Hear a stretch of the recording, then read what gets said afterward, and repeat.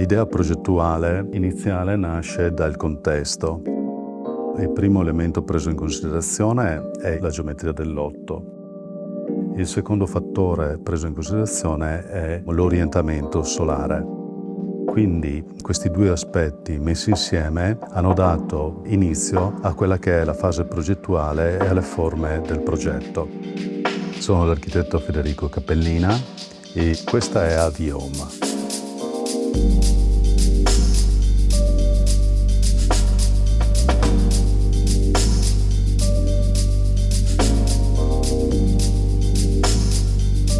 Il progetto AVIOM è un progetto molto essenziale dove tutte le parti decorative vengono eliminate e vengono invece contrapposti volumi puri e un fortissimo contrasto tra il bianco e nero che simboleggiano il vuoto e il pieno in modo metaforico. Troviamo inizialmente un volume a sbalzo su un volume in vetro sotto che deve dare l'idea quasi che galleggi sul vuoto. In contrapposizione a questo è stato creato un altro volume nero invece in contrasto, è quasi un voler dare un'entità, un volto, è quasi voler dare un carattere forte che quando lo guardi riesci subito a trovare dov'è il fronte, dov'è il prospetto, dov'è la parte che mi deve richiamare. Questo è l'elemento caratterizzante del progetto. All'interno di questo lavoro molto minimal si è voluto adoperare dei materiali molto caldi all'interno, quindi un pavimento in legno che riportasse calore all'interno del progetto, in modo che quando ti trovi all'interno di questo spazio ti trovi in una sensazione molto confortevole.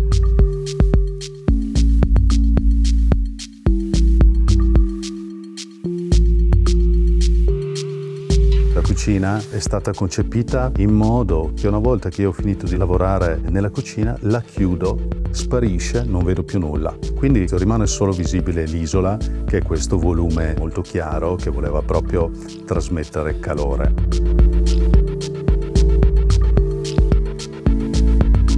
Quando si entra troviamo una scala scenografica, la fatica più importante all'interno di questo progetto, questa scala in calcestruzzo con un parapetto in acciaio che avvolge su se stessa, dove in ambi i lati abbiamo le vetrate.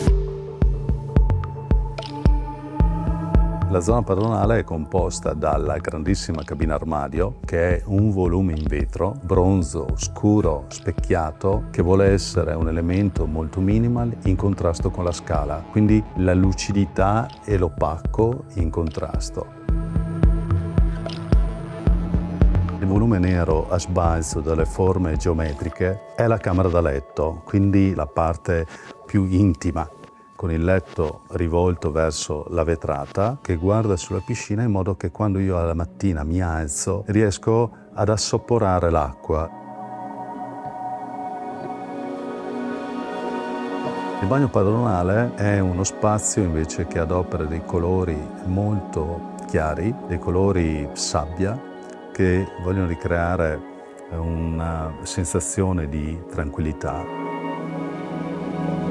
La parte sinistra della casa è quella dedicata alle figlie. Qui troviamo 2 camere da letto con una cabina armadio centrale, comunicante.